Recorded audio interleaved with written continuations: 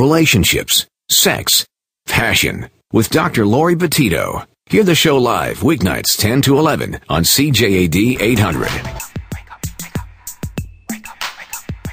The following program contains mature subject matter. Listener discretion is advised. CJAD 800 presents Passion with sex therapist Dr. Laurie Betito. To reach Dr. Laurie, call 514-790-0991. Star Talk, a free call on Bell Mobility, and 800-491-CJAD. Now, here's Dr. Laurie. Welcome to Passion, show about love, sex, and relationships. I'm Dr. Laurie Betito. I'm a clinical psychologist and a sex therapist. Tonight, we have our regular monthly feature that we call Dating Dilemmas. I'm joined, as usual, by Frank Kermit, who's a dating coach, best-selling author and educator, and a relationship columnist for the West End Times newspaper. He joins me here every month, but we also have a special guest tonight. We're going to talk about the subject, why do we keep making the same mistakes over and over? Why do we choose people who are just bad for us? So those are the questions we're going to ask tonight. And of course, you're always welcome to join in the discussion at 514-790-0991, or you can text me at 514-800. Tonight we have a special guest joining us. She is author Dawn Maslar. She wrote From Heartbreak to Heart's Desire, Developing a Healthy GPS. No, not the kind you put in your car, but a guy picking system. Love the title. Dawn, welcome to the show.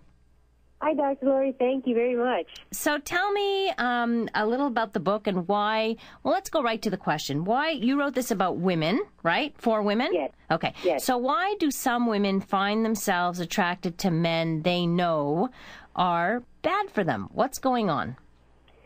Unfortunately, it tends to boil down to there's four main causes, but most of the time it's unresolved pain. So for example, if you grew up in a family where you didn't feel like you were really loved or you had to earn love, then you would be attracted to somebody that would require you to earn their love. That wasn't just freely given. Right. So when you find yourself caught in that cycle, it's hard to break out of because that's the only part you know. Mm-hmm. So we are drawn to what we know. Exactly. It's familiar, and that's that sight across the room and that little tingle that you feel, that's your familiarity registering that somebody else is the similar just walked into the room. And usually it's your bad picker that's kind of making those bells and whistles. Wish it would just shut off at that point, but I guess it doesn't. Right. No, it's in full swing at that point. Right. So what's number two? Number two is a belief in a lack of love. So a lot of times we'll believe that we can't get exactly what we want, so we'll settle for what we can get, what's available to us right now, without waiting for that right thing to come along. So we will love someone who loves us, not because we chose them, but because they chose us. Sometimes just because they're in the room. Sometimes women will be at a point where they're ready to be in a relationship today. And there's a guy there, and they'll take it and try to work with him. Right. They'll try to work with them. I like that expression. Yeah, I can work with him. Yeah. That's the mistake a lot of women have, though, too, or do, is falling in love with someone's potential. I can fix him. I can make him, be okay. Right. Yeah, the fixer-upper is a classic one. Get him a haircut, find him a job, send him back to school. We could do a little, we could fix remodeling. Him up and exactly. Women will date almost like buying a house, a home improvement project. Right. Yeah, that gets a little tiring when the home improvement keeps going and going and going. Exactly. It is a very bad cycle to be involved in. All right, number three.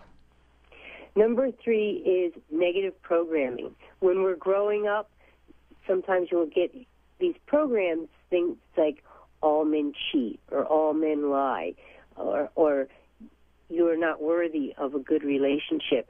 All these type of insidious little memes that we have in our head that cause us not to believe that we are perfect and beautiful and unique and that we can have all the love that we want.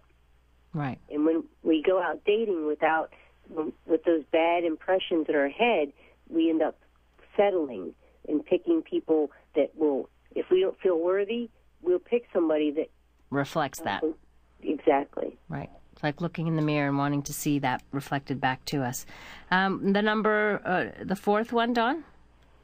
The fourth one is just slipped my mind. You'll think about it. Tell me about how did you even get into writing this book? Did you go through your own self-exploration? How did you get to this point? I was one of those women. For years I struggled. I was a biology professor, but for some reason I was attracted to one guy in particular. Was a semi-employed biker who played in a rock band at night. Okay, I'm picturing. Was not going to fit into my life. I couldn't bring him to the faculty Christmas party. It's just not and here I am going to school during the day and then trying to go to the bars at night to listen to him play, and it was not going to work. But the reason I was attracted to him was that I had my own self-doubt. I didn't feel that I was worthy. I didn't feel wanted. Okay. And what I learned was, when I went through this whole process, is that when I was growing up, I had a brother who sucked up all the family's attention, and I was kind of pushed off to the side, not because I wasn't wanted, but mostly to try to shield me. And what happened was I took that as not feeling like I was part of, not feeling wanted. So I would go after guys that believed that mimicked that, because that's what felt familiar to me. Right. So the minute he turned around and said, "I'm here, I'm available," I kind of shied away. I was like, "Oh, that's too overwhelming." But if I was chasing him, it felt more comfortable because I was still trying to earn love. Right. So you had to really come to those conclusions and find out what it was about you because I find that a lot of people still say I'm just so unlucky in love, but it's really not about luck. No, and that's one of those negative programming. It's not. I heard somebody say that's an affirmation. If you say that enough times, you're definitely going to believe it. I'm unlucky in love. I'm unlucky in love. You're never going to be lucky in love if you keep saying that to yourself. Right. How can you be? Right. Mm-hmm. So you wrote the book after your own heartbreaks, your own going through all of this. Years of struggle. Years of struggle. Mm-hmm. Years of struggle.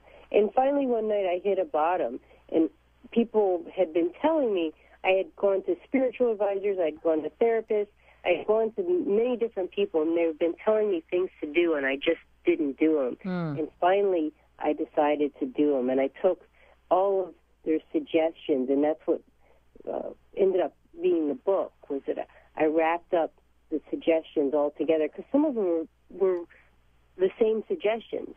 A spiritual advisor would say, meditation, and a therapist would say meditation. So it's like, okay, you hear it enough times, I'll do it. Right. And you tried all these things. Well, it's interesting. My co-host tonight for the program, he's on for Dating Dilemmas. He has also written a number of books and had the almost the exact same experience as you, but as the guy. So it's very interesting. We're going to have both perspectives tonight. Will you hang out with us a little bit longer?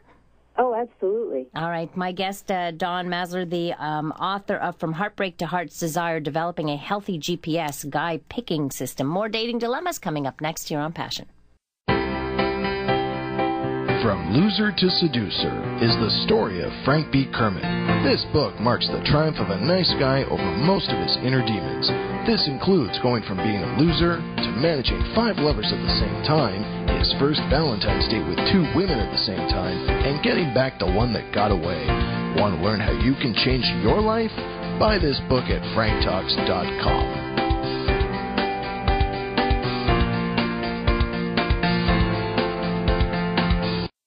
You're listening to Passion with Dr. Laurie Betito on CJAD 800.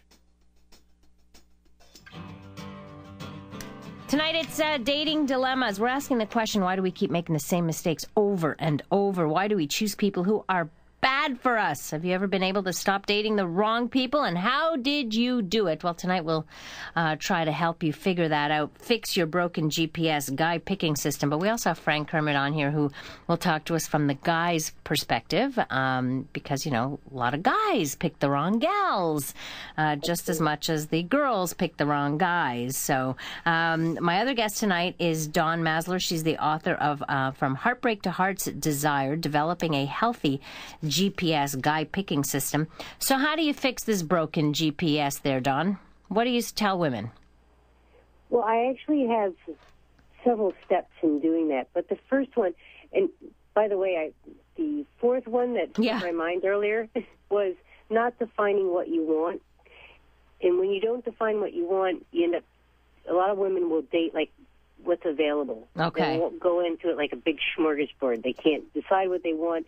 They flitter back and forth. And what you really need to do is figure out exactly what you want and stick to that. And what you don't want too. And what you don't want too, right? Yeah, but the converse is some women are so picky that no one could ever fit everything that they want. Right. Being too picky is the opposite side of the same coin of not being picky enough. Right. Okay, except the being too picky, you're completely avoiding relationships anyway because you'll never find that person. Exactly. Right. Exactly. Okay, so how do we begin to fix this broken guy picking system? Well, the first part, you have to figure out what's happening with you. So if you've got some unresolved pain, if you've got some negative programming, whatever that is that you have to figure it out. And the best way to do it is through meditation and through journaling. Mm-hmm. Figure out where that's coming from. I would also add, as a therapist, we can help do that too. Oh, absolutely. Right. And I do coaching, and I've had to send people to therapists because I'm limited in what I can do. Right. But it's like you need a little bit more, go to a therapist, and that's great.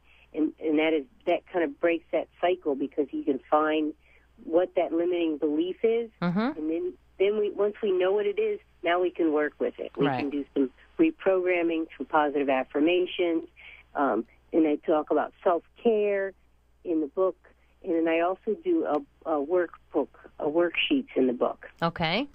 So I want you to first I want to figure out what is important about you. What do you want in your life? What makes you the best?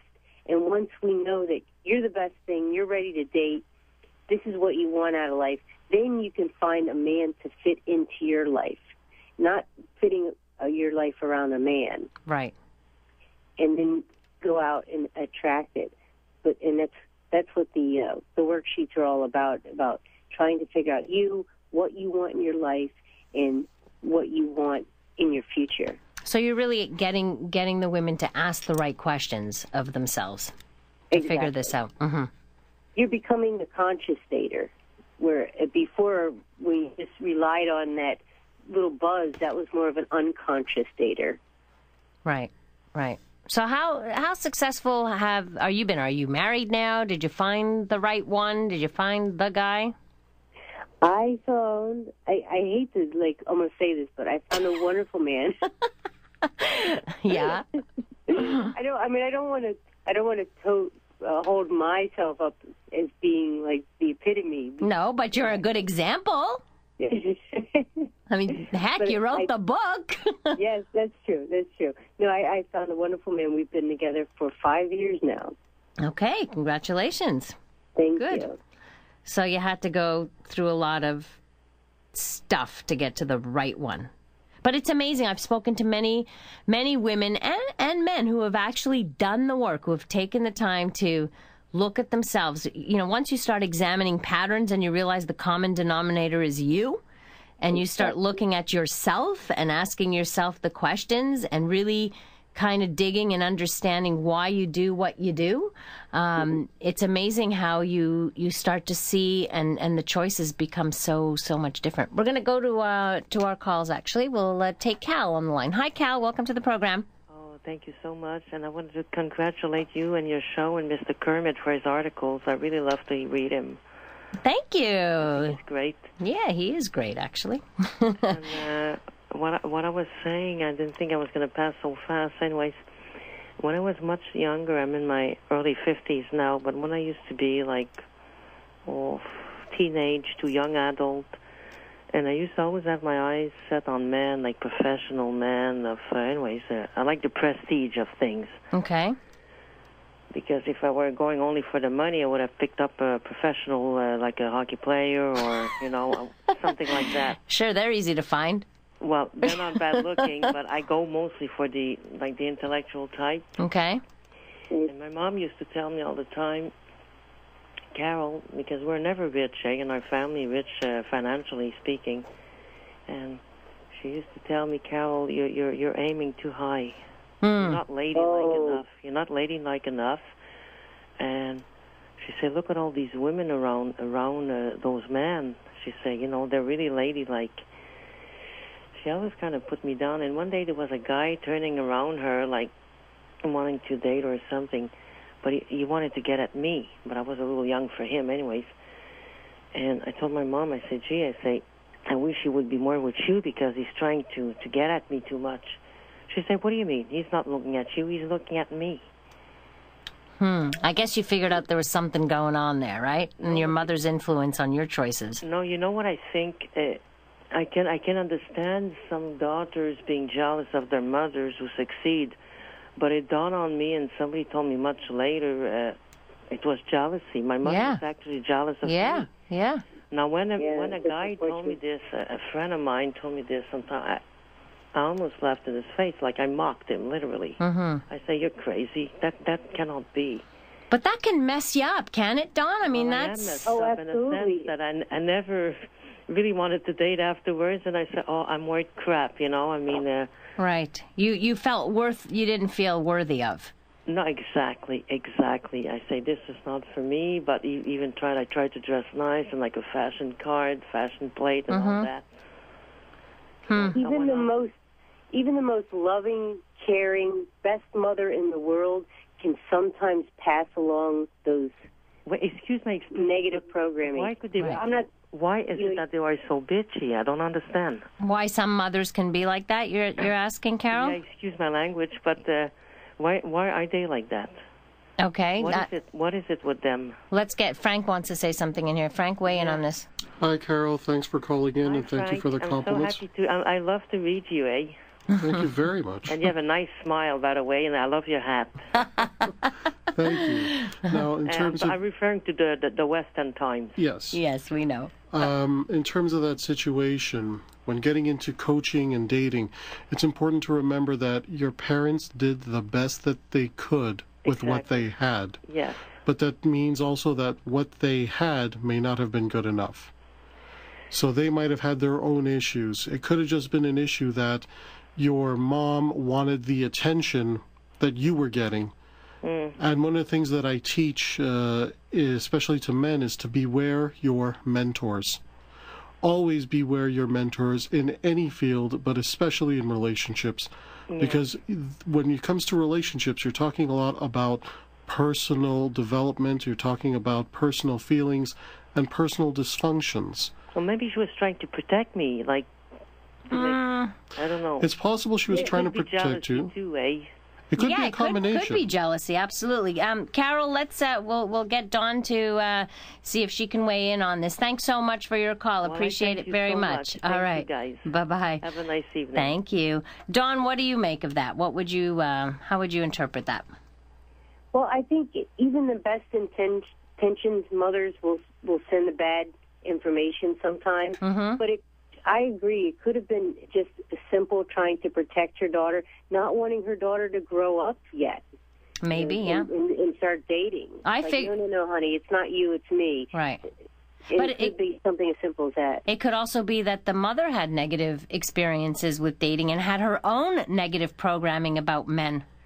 And absolutely. Right, and she was projecting them on and sending the message straight through to her daughter. And this gets passed on.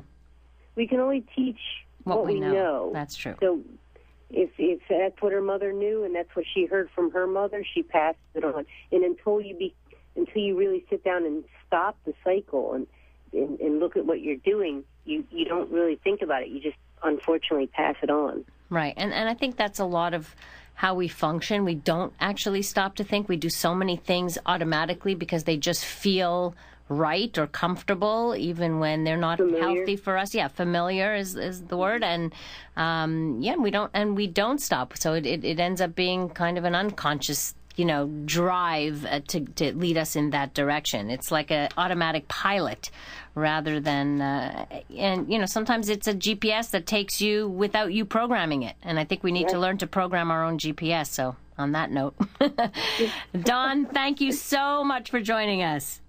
Good luck. You. All right. You for having me. My pleasure. Good luck with the book. Thank you. Bye-bye. From heartbreak to heart's desire, developing a healthy GPS guy picking system. That's Dawn Maslar's book, and we'll put that information up on the Passion webpage at CJAD.com. If you didn't get the whole interview, you will be able to listen to the podcast of the program. We're going to continue this discussion on why we keep making the same mistakes over and over with my guest for Dating Dilemmas tonight, Frank Kermit. You're listening to Passion on CJAD 800. From Loser to Seducer is the story of Frank B. Kermit. This book marks the triumph of a nice guy over most of his inner demons. This includes going from being a loser to managing 5 lovers at the same time, his first Valentine's date with 2 women at the same time, and getting back the one that got away. Want to learn how you can change your life? Buy this book at franktalks.com.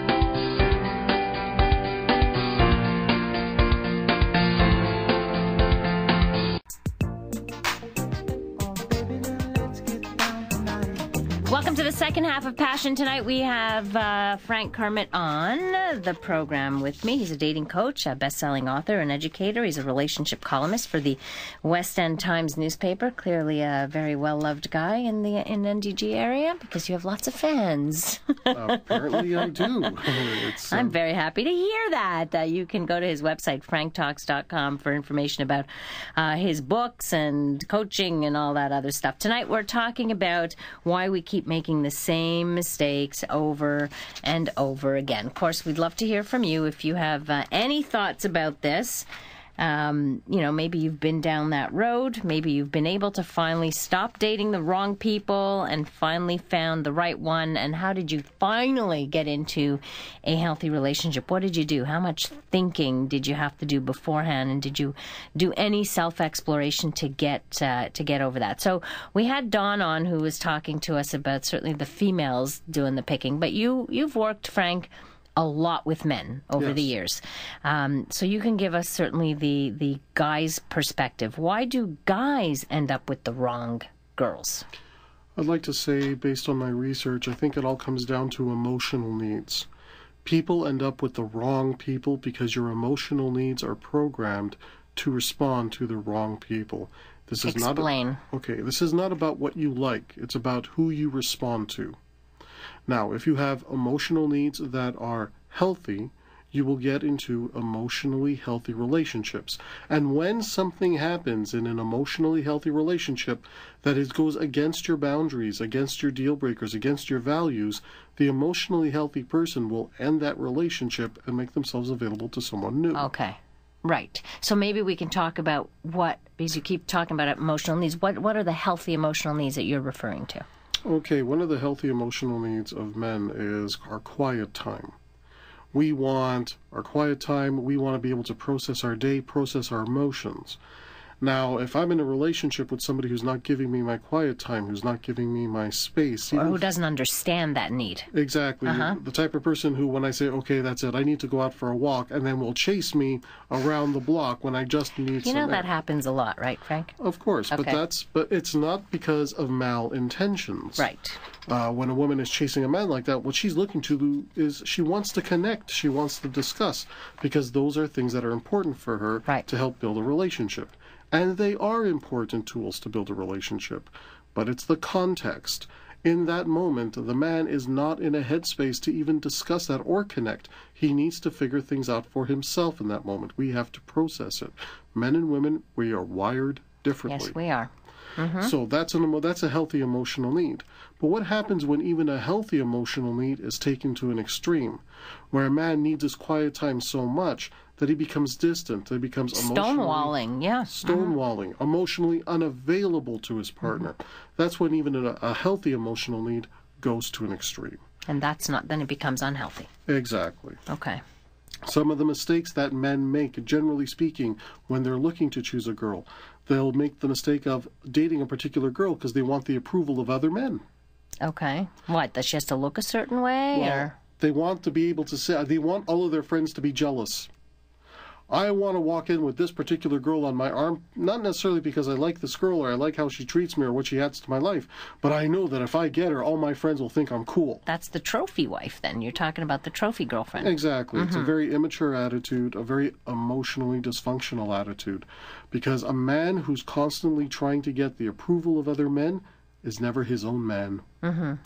Well said. Okay. What other mistakes? Another mistake when he focuses on what she looks like rather than how she treats him. We have some men who will tolerate incredibly bad behavior, very bad drama outbursts.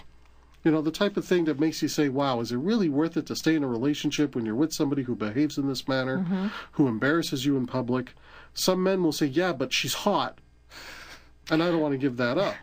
Yeah, I've heard some guys do that. Put up with a lot of crap because of that. Exactly. So, or the sex is good. Or the sex is phenomenal sometimes. And what I'm trying to explain to them is, okay, the sex is great and you want to continue to have sex, fine, once a week.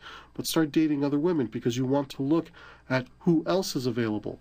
If how she treats you is not as important or more important than what she looks like, you're heading down a bad path that long term is not going to work out for you. Right. That's true.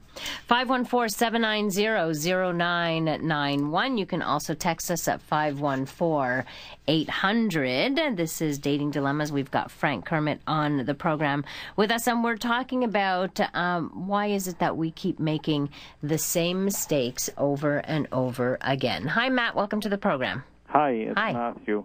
Hi, Matthew. I wasn't going to call, but I kind of disagree with what your guest said in the last little bit, and it infuriated me. What? Say. When he said that men that try to get approval from other men aren't men. Aren't their own men, he's saying. Not that they're not men. I don't agree with that. Maybe he's talking about straight men. I think we are definitely talking with straight relationships right now, and we should have preempted that by saying, you know, that we're being a little heterosexist here, and I know, Matt, you kind of represent the gay male population, but tell us how it works with the gay males then. I think there are gay males out there that try to change their partner, and me also as a social worker, that really ticks me off because I learned in social work you cannot change a person, you only change the situation. So if that person's becoming violent all the time and all that, you can change the violent situation by leaving that relationship and so on. But you cannot change that person. That's if right. that person is violent all the time, that person has that in them. You might. And that's it. That's the extreme, Matthew. But we could make it less extreme. And you're right. You cannot. You're not going to change that person. And by thinking that the love you're going to give, or by the kindness you're going to give, that you're going to end up changing that person and sticking with it because of that, that's a wrong choice. Yeah. And that's why I felt.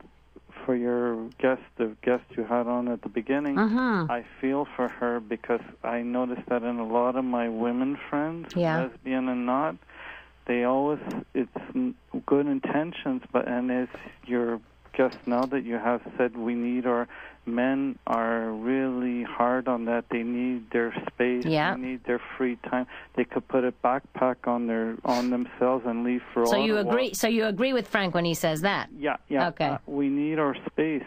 Yeah. And I think women, and I live with my mom, God bless her, and she doesn't give me my space. She doesn't get it. And it's just, what's wrong with you? Why do you need to be quiet? Did I do something? Right. They take it personally. And you're right, because women will say the same thing in relationship. What did I do? How come? Are you mad at me? And when all it is about space. Yeah. Matt, thank you. I want to give some other people a chance to talk. Thanks so much. You too. Bye. Hi, Richard. Welcome to the program. Hey, how you guys? I was wondering if you guys were talking about me. My God, you hit the nail right on the head. Uh-oh. I mean, in respect to having been in a relationship where there was drama and some of the embarrassing moments that Frank referred to earlier. Yeah.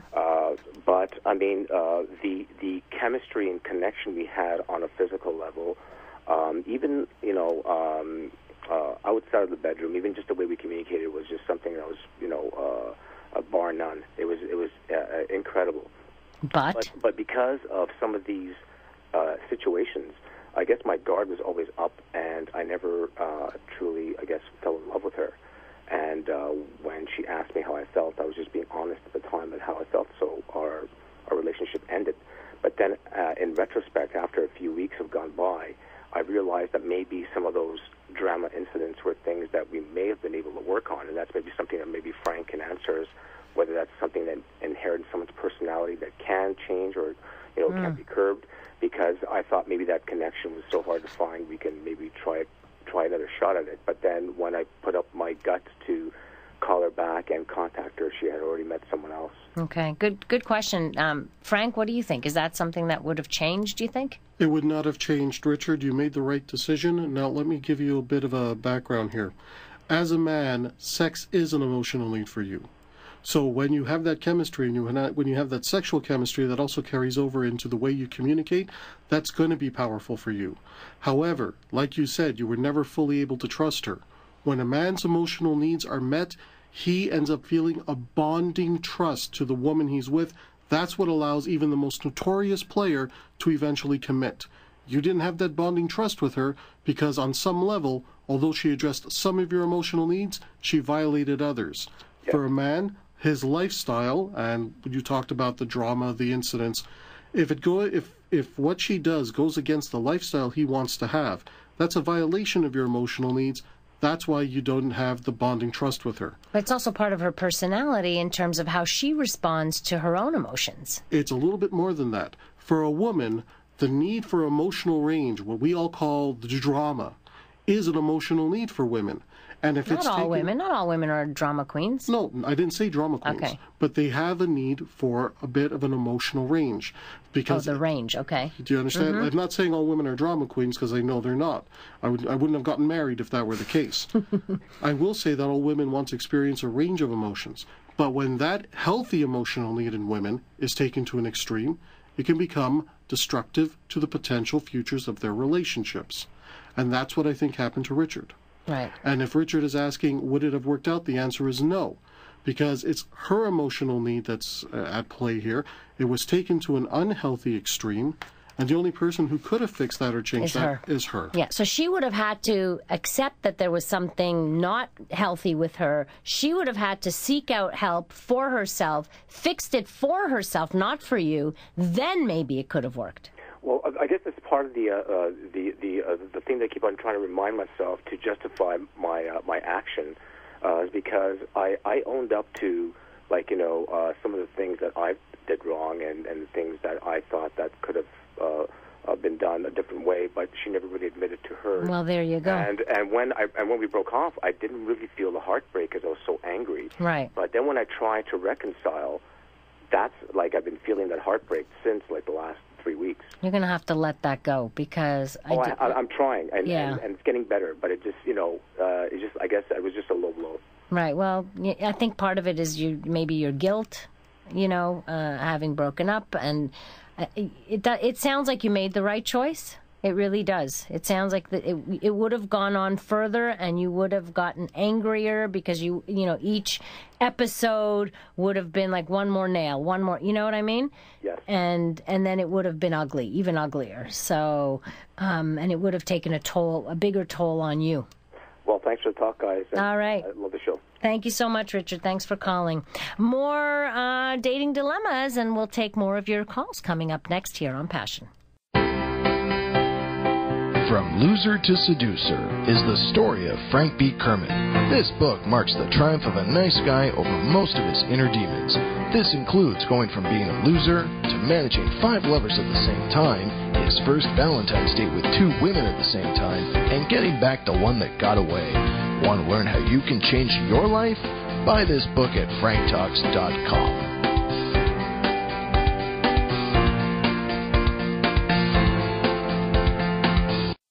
You're listening to Passion with Dr. Laurie Betito on CJAD 800.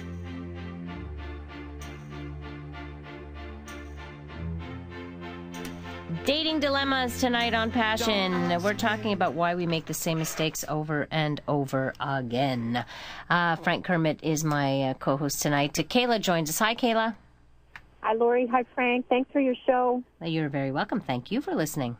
And I think a lot of you, I know for myself, I made the same mistake over and over and over because I failed to recognize my part. And I loved what your last caller had to say. I think that that's so important. When you've grown up, you're able to see your selfishness and self-centeredness. And because a lot of people that make the same mistakes over and over, it's so easy to project. And when you do that, you just live the same year every year. Of course. It's like it's always the other person's fault, right? Right. So you attract the same person. It might be a different guy. He just has a different face and a different name, but it's the same person if you're projecting because you're only making lateral moves. Yeah. Yeah. You know, when you fail to look at you and get your nose out of your navel type of thing, you know, and so, I mean, that's, you know, one of the things. That's very well said. You're absolutely right about that. Very well said. Yeah. Yeah. And I think that's all I had to say. Well, thank you for sharing that, Kayla. Appreciate you calling in. Thanks. Okay. Bye-bye. 514-790-0991. You can text us your comment or your question at 514-800. We got a text message. We were talking about the distancing for the man, right? Taking space.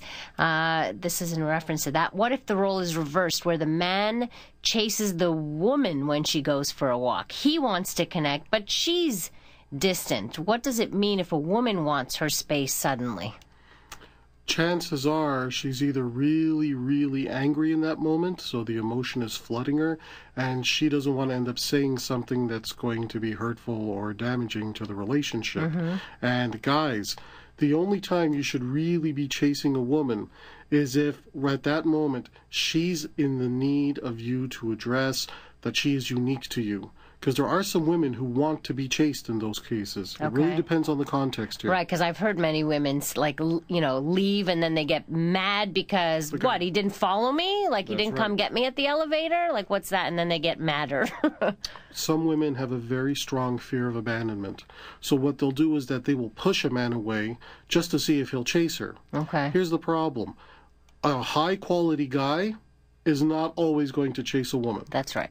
Because his attitude is, if she's going to walk away from me in the middle of a fight or in the middle of a disagreement, I don't have time for this. Right. What's going to happen when we have kids? Right. What's going to happen when we have real issues on the line here, a mortgage, our entire financial futures? Right. So a lot of guys won't chase. I remember I used to be the type of guy that would chase. Right. And then I went through my development and I just stopped chasing. Because my attitude is, if you're going to walk out on me now. Do me the favor. I'm going to use up my time looking for someone new. Right. So when a woman walks out on you, she's either looking for you to address her fear of abandonment, or she's really, really angry. She's got all this emotion going on.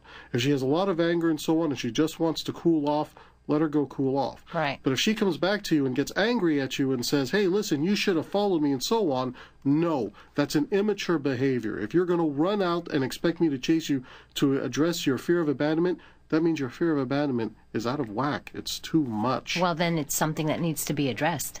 Exactly. It's actually, that's the issue that will force you to always go for the guys that are going to abandon you, because you're going to keep setting it up. Just the same way Kayla said, you're going to keep setting it up every single time so that it happens over and over again. We always have to remember that if you have a really bad relationship history, where every single relationship you were in has horribly failed, if every guy you've ever dated was a jerk, if every woman you've ever dated was the B word, there's a common element in all of your relationships. Yeah. You. So. That's right. Common denominator, you. I'm going to switch gears for just a minute, even though it's related. I loved your article, by the way, in this week's West End Times on premarital disclosure. I was, reading through it and all the questions. I mean, you can say what you talked about here, but the things you need to disclose to your partner before you get married. In the way I teach it, there's a relationship hierarchy. when you get to the point where you are engaged to be married, that's pretty high up in the hierarchy. That's the time you need to sit down with your partner and go through a full disclosure. And you need to ask every question that is important to you, even if you think that your partner had nothing to do with that in their past. If it's an issue that's important to you, you darn well better ask that question. Well, when I was reading, I was looking at your list of questions and saying, oh my God, half of these things I wouldn't even have thought of, like, do you have any illegitimate children? That might come back to, in 20 years from now that were given away for adoption, or do you have, there's a lot, do you have a criminal record? I mean, these are things that, you would want to know because they can come back to bite you in the butt. When you're about to pledge your life. Sex tape. Yes, anything. Here's the criteria. If you answer the following question, if my fiancé knew the following about me, my fiancé might not marry me.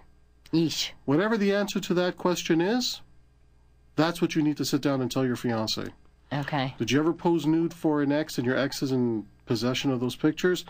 Your fiancé needs to know that. Why? Because after your fiancé becomes your spouse, they share in whatever punishment that you may get if your ex decides to be vindictive. Right, that's true.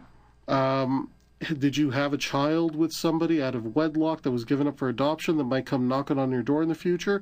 At one time, all adoption records were sealed, but in some jurisdictions, that is changing. Sure, drastically.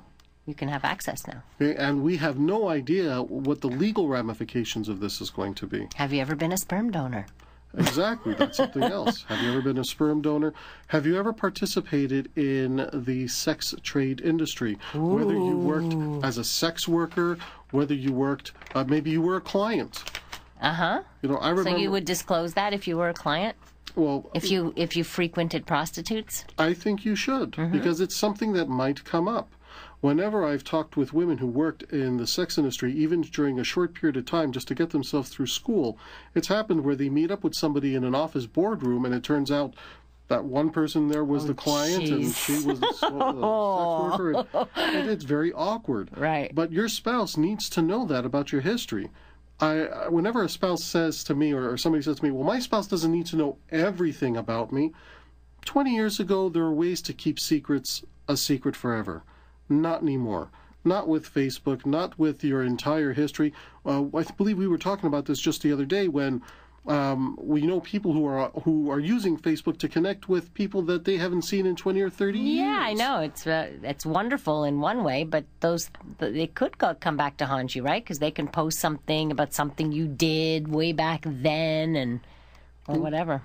And I'm not talking about the embarrassing moments. I'm not talking about the silly things we all do, the mistakes we all make. Of course, because we all do them. But if it's something that would go against the values of your current partner should be in a position to make an informed decision.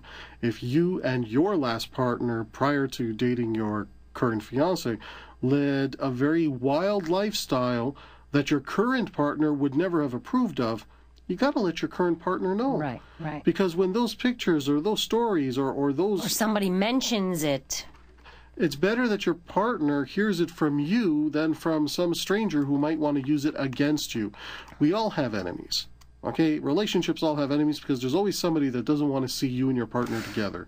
Why give them the ammunition? Why give them the power to turn you and your partner against one another? Be honest with your partner. And if you are with somebody that you can't be honest with, that's a sign that you shouldn't be engaged to begin with. Yeah, and I remember speaking to one guy who had before he got married, had lived in a homosexual relationship with a guy, and then married a woman. Never told the woman that he'd been gay for all those years. Now, what's going to happen when she finds out? And some of us knew about it. It's not, I don't know if she ever found out. It's kind of scary, actually, and I'm sure he lived on eggshells thinking, oh my God, what if this comes out? The only way you're going to hide a lie is to keep on lying, and that's not a way to live. And that's certainly not a way to have a healthy relationship, which is really what we've been talking about. Frank, time flies by when we're having so much fun here together. It's a shame. I miss being here so much. Well, at least we can keep track of you weekly on the West End Times. Thanks for writing these great articles. Keep us on our toes there. Thank you all for listening. Very much appreciated. Mike Babbins, thank you for your technical work here tonight.